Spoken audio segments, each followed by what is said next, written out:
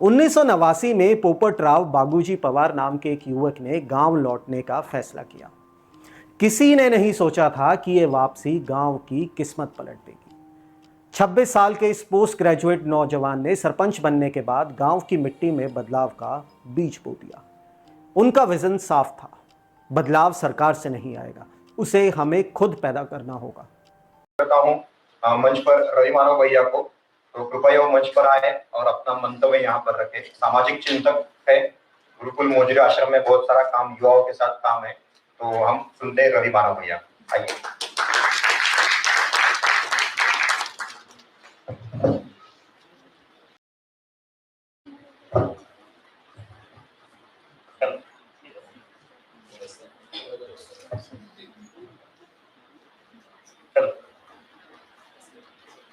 तो मेरी मातृभाषा वैसे मराठी है, क्योंकि सब लोग मराठी नहीं समझ पाएंगे, इसलिए मैं हिंदी में बात करूंगा। मैं समझता हूँ, मेरा मानना है कि मराठी मातृभाषा मतलब मराठी हमारी माँ है, और महाराष्ट्र के आजू बाजू में जितने प्रदेश है वहां पे हिंदी बोली जाती है, इसलिए वो हिंदी हमारी मौसी है।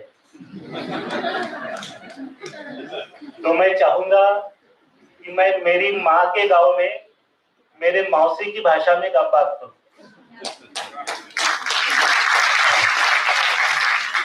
इससे होगा ये, मौसी को तो बड़ा अच्छा लग जाएगा, वो माँ भी बुरा नहीं मानेगी। और हिंदी बोलने से जिन लोगों को प्रॉब्लम होता है वो भी सुन ले, क्योंकि अभी हम ये मध्यस्थ दर्शन का स्कैम कर रहे हैं, तो उनकी बात का हमें भी बुरा नहीं लगेगा। तो बड़ी अच्छी बात सवेरे से हम कर रहे हैं यहाँ पे, और मुझे विषय दिया गया है कि ग्राम गीता से ग्राम व्यवस्था कर। महाराष्ट्र में एक बड़े संत हुए हैं जिनका नाम राष्ट्र संत तुकडोजी महाराज है, और राष्ट्र संत तुकडोजी महाराज का काम उनके फॉलोअर के तौर पर हम सब लोग कर रहे हैं। तो महाराज जी ने ग्राम गीता ग्रंथ लिखा है।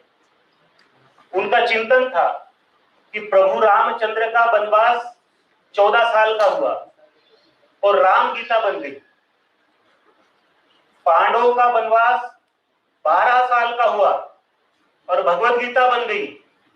हमारे ग्राम वासियों का वनवास आज भी 70 साल का बुजुर्ग आदमी, 80 साल का बुजुर्ग आदमी अगर उसके हाथ पैर चलते हैं तो आज भी अपनी खाने की रोटी और पीने का पानी लेकर के जंगल में जाता है शाम के। इनका वनवास तो पूरी उम्र भर का है। तो महाराज जी ने सोचा होगा कि 14 साल का वनवास प्रभु रामचंद्र का तो राम गीता हो गई, 12 साल का वनवास पांडवों का तो भगवत गीता हो गई, और जिंदगी भर का वनवास हमारे ग्राम वासियों का है, तो इनके लिए क्यों ना ग्राम गीता लिखी जाए। और ग्राम गीता लिखने का काम तुकडोजी महाराज ने किया। हालांकि तुकडोजी महाराज की बात सुनने उन दिनों कौन कौन बैठता था, मैं आपको वहां से शुरुआत करना चाहूंगा। 30 जनवरी 1954 को भारत के राष्ट्रपति भवन से राष्ट्र संत तुकडोजी महाराज समूचे देश को संबोधित करने वाले थे। उनका भजन और संबोधन सुनने के लिए उनके सामने भारत के राष्ट्रपति राजेंद्र बाबू प्रसाद बैठे हुए थे, भारत के प्रधानमंत्री पंडित जवाहरलाल नेहरू सामने बैठे हुए थे, गुलजारी लाल नंदा सामने बैठे हुए थे, भाई ढेबर कांग्रेस के अध्यक्ष उस समय के सामने बैठे हुए थे। मानो देश का पूरा शीर्ष नेतृत्व उनके सामने बैठा हुआ था, और महाराज जी देश के नाम संबोधन कर रहे थे।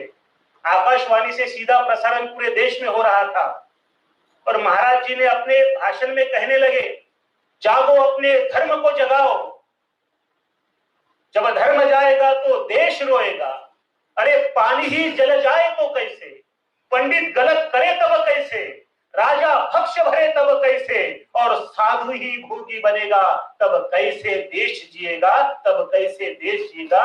ये सवाल महाराज पूछने लगे और कहने लगे, अगर है स्वदेश सुधारना तो साधुओं से पहले करो, और मंत्री महामंत्री सभी आदर्श जीवन आचरो, सभी धकेले लोग पर, खुद पर ना कोई ख्याल दे, तब तो देश सुधरेगा नहीं चाहे कोई व्याख्यान दे। आगे महाराज कह रहे थे, बिगड़ गई शासन की नीति, साम दाम दंडन की नीति, अपना पर का देख देख कर अगर झुके न्याय का तोल, बंदे अब तो आंखें खोल, महाराज जी का ये सारा संबोधन, सारा सभागृह राष्ट्रपति भवन का सुन रहा था और महाराज जी का आभार प्रदर्शन करने के लिए देश के राष्ट्रपति आए राजेंद्र बाबू प्रसाद, और वो महाराज के आभार में कहने लगे, महाराज जी हमने आपके भाषण को ही नहीं सुना, बस मैं आपके गुरुकुंज आश्रम में आया तो मैंने देखा कि गरीब मरीजों के इलाज के लिए आपने बड़ा अस्पताल चलवाया है, आपने देहातों में जाकर के श्रमदान से कुएं बनाए, सड़कें बनाए और देहातों को उन्नत करने का काम आपने किया है। इतना ही नहीं, जब भारत का स्वाधीनता संग्राम छिड़ा हुआ था तो उस जंग में भी आप कूद पड़े थे और अंग्रेजों की मानो कचरिया जला करके उन गोरे अंग्रेजों की कमर तक तोड़ दी थी महाराज आपने। जब आपके बारे में, इन सबों के चीजों के बारे में जब मैं सोचता हूँ तब मुझे लगता है कि कोई संत धर्म का काम करता है, यह मुझे मालूम था, कोई संत अध्यात्म का काम करता है यह भी मुझे मालूम था, लेकिन कोई संत राष्ट्र का भी इतना बड़ा काम कर सकता है यह हमने आपके स्वरूप में पहली बार देखा है। इसलिए यदि मैं आपको साधु कहूं तो मुझे कुछ कम लगता है, मैं आपको संत कहूं तो मुझे कम लगता है, क्योंकि आप साधु नहीं, आप केवल संत नहीं बल्कि राष्ट्र का इतना बड़ा काम करने वाले राष्ट्र संत हो, और राष्ट्र संत की उपाधि उन्हें बहाल की। महाराज जी ने जो ग्राम गीता लिखी वो काव्य सरिता है लिखा हुआ, लेकिन महाराज ने लिखा हुआ है कि मैं कवि नहीं हूं। फिर कौन हो महाराज आप? महाराज कहते मैं साधु भी नहीं हूं, फिर कौन हो आप? उन्होंने कहा कि मैं कवि नहीं, संकेत जी, उन्होंने कहा मैं कवि नहीं करुणा हूं उन दुखियों की दीन की, मैं साधु नहीं साधना हूं प्रेम की सतनेम की, शांति नहीं है मुझ में क्योंकि मैं हूं पिछड़े जनों की भावना, और इंसान बनने जो चले मैं हूं उनकी शुभकामना, मैं हूं उनकी शुभकामना। क्या लिखा है महाराज जी? महाराज जी ने लिखा हुआ एक एक वाक्य यदि हम ग्राम गीता पढ़े तो महाराज जी के दिल में जो गांव के विकास के लिए उठी कल्पना थी, गांव के विकास के लिए उठी जो क्रांति थी, वो क्रांति आज जो हिवरे बाजार तक पहुंची है, जो गांव को बदलने की क्रांति लड़ालेगंज सिद्धि तक पहुंची है, गांव को बदलने की क्रांति जो ग्राम सभा की बात करती है, तो मैं जानता हूं कि इन सभी क्रांति के बीज यदि कही है तो वो ग्राम गीता में हमें नजर आते हैं। अन्ना जी हजारे ने एक बार कहा था, गांव में सब तरह ग्राम गीता लिख दी, और ग्राम गीता लिखने के बाद कहा था पत्रकारों से कहते हुए, पत्रकारों ने पूछा कि ये सब कैसे संभव हो पाया एक छोटे से गांव में? उन्होंने कहा अगर ग्राम गीता हमारे हाथ में ना लगी होती तो शायद हम गांव के विकास के बारे में सोच भी नहीं सकते। ग्राम गीता में महाराज जी ने इतना लिखा हुआ है। फिर हम सब सोचने में पड़ते होंगे कि हम आदर्श कुटुंब क्या आनंदी कुटुंब की बात कर रहे हैं, उस आनंदी कुटुंब से समृद्ध गांव की बात कर रहे हैं। समृद्ध गांव की एक अटूट इकाई अगर देखें तो वो परिवार है, कुटुंब है, और कुटुंब की अटूट इकाई अगर यदि कोई है तो वो इंसान है। इंसानों को बनाना सबसे जरूरी बात है। चाहे पैसे कितने भी आए गवर्नमेंट के, गांव में एकदम बढ़िया सड़कें बन जाएंगी, ये बड़े बड़े हॉल बन जाएंगे, लेकिन पोपटराव जी के जाने के बाद यदि उसको चलाने वाला इंसान नहीं रहेगा तो ये सब ढकोसला हो जाएगा, इसका कोई फायदा नहीं रहेगा। ये सच्ची बात को हमें सोचना चाहिए। इसलिए गांव को यदि बनाना है, कुटुंब को यदि आनंदी बनाना है तो सबसे पहले व्यक्ति के बारे में सोचना पड़ेगा। मैं मेरे एक दोस्त की यहाँ पे गया था तो पेड़े बांट रहे थे, सब मेरे भी हाथ में एक पेड़ा दे दिया, मैंने भी पेड़ा खा लिया, और बाद में पूछा पेड़े किस लिए बांटे जा रहे हैं? उसने कहा कि हमारे यहाँ पे बेटा हुआ है। बड़ी आनंद की बात है, बेटा हुआ है, बेटी हुई तो बात अलग है, जिलेबी दे करके मैटर क्लोज हो जाता है, लेकिन बेटा हुआ तो आनंद ही आनंद होता है घर में। फिर मैं दवाखाना गया, दवाखाने में जाने के बाद पालने में मैंने देखा कि छोटा सा शिशु वहां पे पालने में रखा हुआ है। मैं उसकी तरफ देख रहा था तो उसकी दादी आ गई और दादी मेरे को बताने लगी, बोले दादा इसका नाक देखा आपने? नाक? मैंने हाँ नाक देखा। तो बोली ये मेरी तरह है। फिर उसके मामा आए, मामा कहने लगे इसका चेहरा देखा? बोले आपने? बोले देखा। तो बोली इसका चेहरा मेरी तरह है। उसकी माँ पड़े पड़े कहने लगी इसकी आंखें देखी भैया आपने? बोले हाँ। तो कहने लगी इनकी इसकी आंखें मेरी तरह है। सब जन कह रहे थे कि ये मेरी तरह दिखता है, ये मेरी तरह दिखता है। अच्छी बात है, बच्चा बड़ा होने लगा। पढ़ने लिखने लगा, हायर एजुकेशन के लिए बड़े शहरों में गया। शहरों में जाने के बाद गलत बच्चों की संगत में आ गया, उसके हाथ से कोई कुकर्म हो गया। कुकर्म हो जाने के बाद उसके कोर्ट में केस दर्ज हो गई और कोर्ट का निकाल का दिन आ गया, जहाँ पे आज डिसाइड होने वाला था कि बच्चों को क्या किया जाए। और उसके परिवार के सारे लोग उस कोर्ट के वातावरण में वहां पे मैदान में खड़े थे। मैं भी उनके साथ में खड़ा हो गया, देख रहा था कि क्या जजमेंट आता है आज। और वहां पे फैसला हुआ कि इस बच्चों ने जो काम किया है इसके लिए इस बच्चे को 20 साल की सजा सुनाई जाती है। परिवार के सब लोग कह रहे थे पता नहीं ये नालायक किसके जैसा पैदा हुआ है, हमारे परिवार में इसकी तरह कोई नहीं हुआ। मतलब हमारी तरह है, मेरी तरह है से शुरू हुआ जो सफर है वो हमारे इसके जैसा हमारे परिवार में कोई नहीं है, यहाँ तक आ गया। इसका कारण क्या हो गया? ये बच्चों को क्या देना था जो हम देना भूल गए? स्कूल तो अच्छी चुनी थी, स्कूल तो बहुत बड़ी थी, स्कूल में तो एसी लगा हुआ था और व्यवस्था भी ऐसी वैसी नहीं देखी थी। हमने तो बड़े बोर्ड में बच्चों को पढ़ाया था, इंटरनेशनल बोर्ड में बच्चों को पढ़ाया था। फिर गलती कहाँ हो गई मेरे भाई?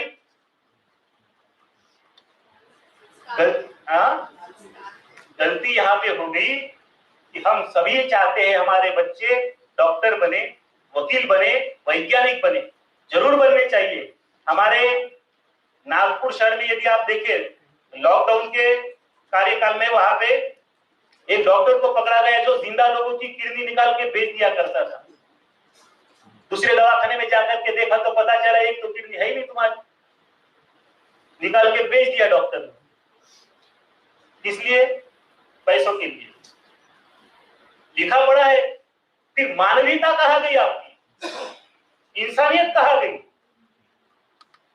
मेरा एक दोस्त इंजीनियर है, वो अल्ट्राटेक कंपनी तो बोल रही कि हमारा सीमेंट यूज करो, 100 साल तक तुम्हारी बिल्डिंग को कुछ नहीं होगा। पता चला 25 साल के अंदर में उसको दरारें पड़ गई, बिल्डिंग गिरने को आ गई। क्या गलत हो गया? पैसों के लिए सीमेंट खा गया। मेरा एक दोस्त है जो अच्छा वकील है, फैमिली कोर्ट में काम करता है। मैं उससे मिला तो उसने कहा 6 महीने हो गए अभी तक कोई केस नहीं आया।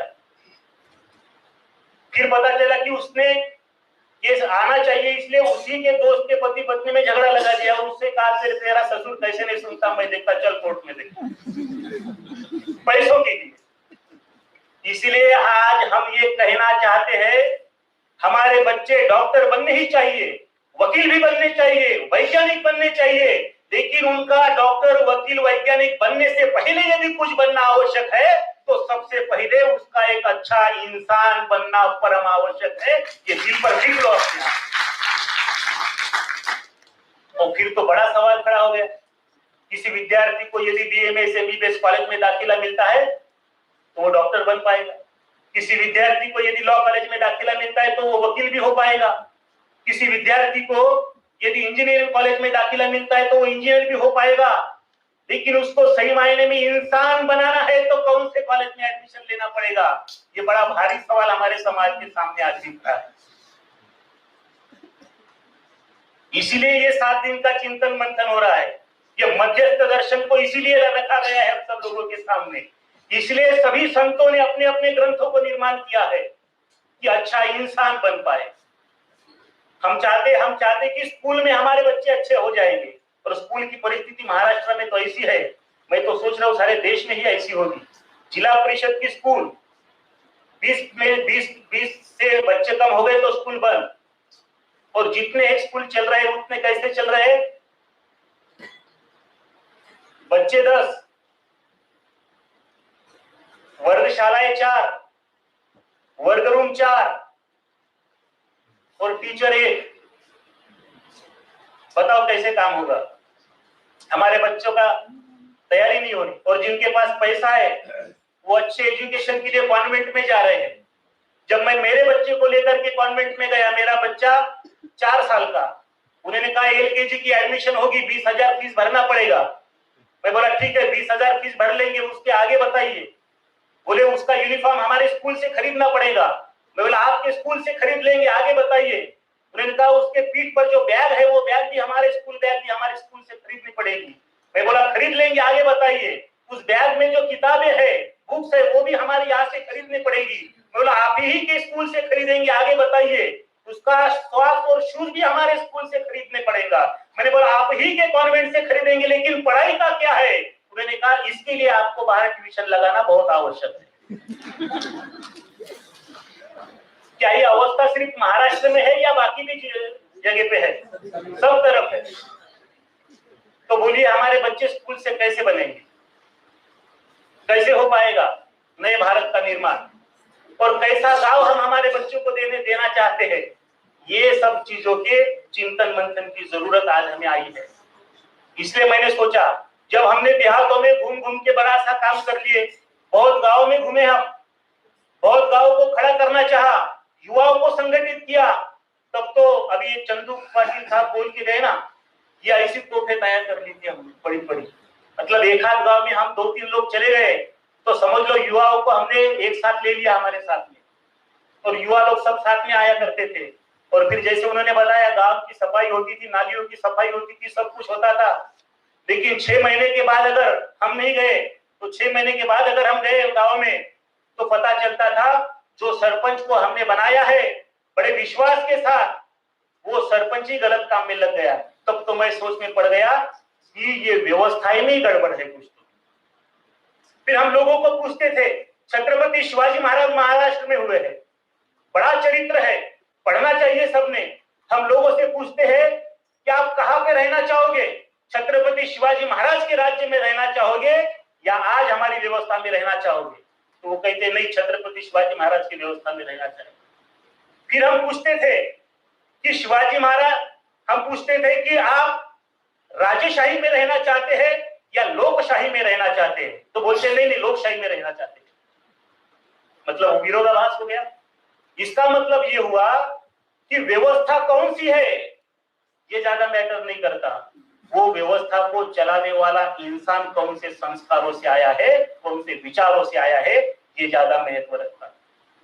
इसीलिए फिर हमने अपना रूप मोड़ दिया। फिर से क्या कर किया? फिर हमने देहातों में जा करके 100 बच्चों को चुना, और 100 बच्चों को चुन करके 100 बच्चों का गुरुकुल शुरू किए। और वो गुरुकुल में बच्चों को पढ़ा रहे, सब सिखा रहे, नई नई चीजें सिखा रहे, नई नई बातें पढ़ा रहे, उनको स्वयं सेवा पढ़ा रहे, वो बच्चों को स्वावलंबन पढ़ा रहे, अलग अलग चीजें उनके दिमाग में डाल करके, संत के विचारों को उनके दिमाग में डाल करके एक अच्छा व्यक्ति कैसे निर्माण हो सकता है, एक ऐसा नागरिक कैसे निर्माण हो सकता है, इस दिशा से हमने अभी काम शुरू कर दिया। तो कल तो बात चली तो आपने बताया कि मानव चेतना अभियान, यही कहा था ना आपने, मानव चेतना अभियान। तो मैं चाहूंगा कि हमारे उस 100 बच्चे के गुरुकुल को हम अभी मानव चेतना अभियान से जोड़ देंगे तो हमारा मार्ग और भी साफ हो जाएगा, और भी साफ हो जाएगा। चेतना विकास मूल्य शिक्षण, कल हमारी बात हुई थी चेतना विकास मूल्य शिक्षण के बारे में। तो ये सब होता रहेगा। राष्ट्रीय संत तुकडोजी महाराज जी ने जो कुछ लिखा, एक संत क्या लिख सकता है? तो संत के साहित्य में अगरबत्ती, पूजा, महाआरती, अभिषेक, ये सब बातें तो होती है, लेकिन ये संत बड़े निराले थे। इनके साहित्य में ये अगरबत्ती, धूप बत्ती, आरती, महाआरती, अभिषेक ये नहीं था। अरे सड़ी हुई ये फलों सब्जी कौन दिया है डाल यहाँ, मलमूत्र को बाहर छोड़ा कौन किया बेहाल यहाँ, समझ नहीं आती है इनको अपने घर का काम करे, चल चल भाई करे सफाई, कूड़ा कचरा साफ करे, अरे बहुत दिनों का रुका हुआ है चल मिलकर सब साफ करे। ये उनके साहित्य में लिखा हुआ है, ये लिखते थे। तो राष्ट्र के प्रति प्रेरणा इतनी थी कि कोई संत भजन करेगा तो किसी सप्ताह में जाकर के भजन। उत्तरी सीमा से आक्रमण हो रहा था और यहाँ से राष्ट्र संत तुकडोजी महाराज यहाँ पे सेवाग्राम में शांति सम्मेलन लेकर के इटारसी से सदाकत आश्रम से होकर के फातेपुरम मठ और वहां से सियाचिन की बॉर्डर पर खड़े हैं, और वहां पे सिख रेजिमेंट सामने खड़ा है और महाराज जी भजन गा रहे। तो भजन के बोल क्या थे?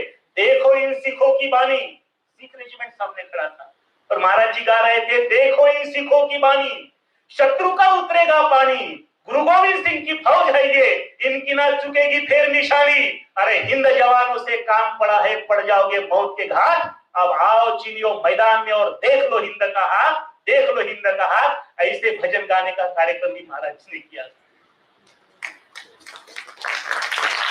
मतलब संत की परिभाषा पूरी तरीके से बदल गई है यहाँ पर। इसलिए सोचेंगे आप कि इनको संत नहीं कहते, इन्हें राष्ट्र संत कहते हैं।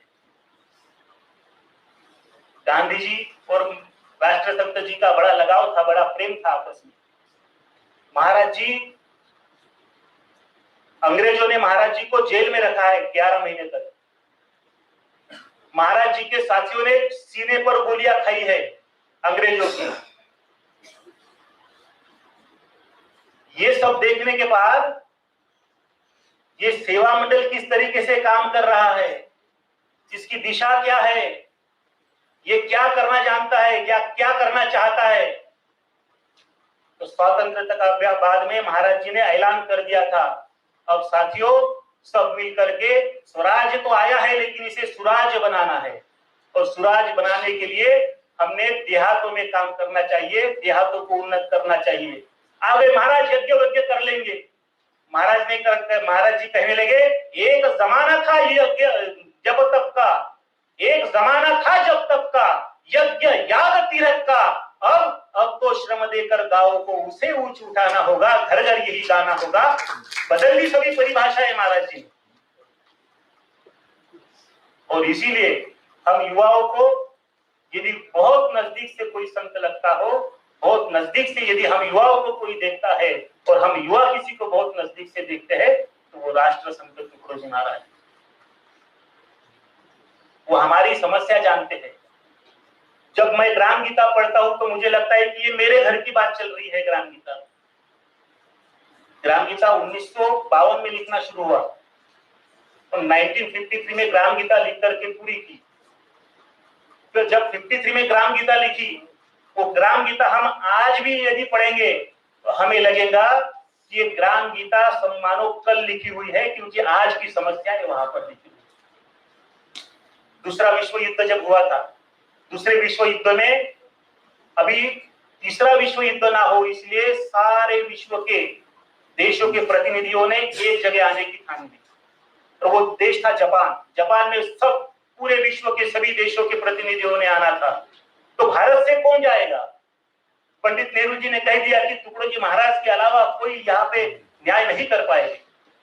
तो राष्ट्र संत तुकडोजी महाराज, तुकाराम दादा गीताचार्य, मतलब जो हमारे भी गुरु रहे हैं और अन्ना जी हजारे के भी गुरु रहे हैं। अन्ना हजारे जी ने ग्राम सभा जिनके पास बैठ करके सीखे, वो तुकाराम दादा गीताचार्य।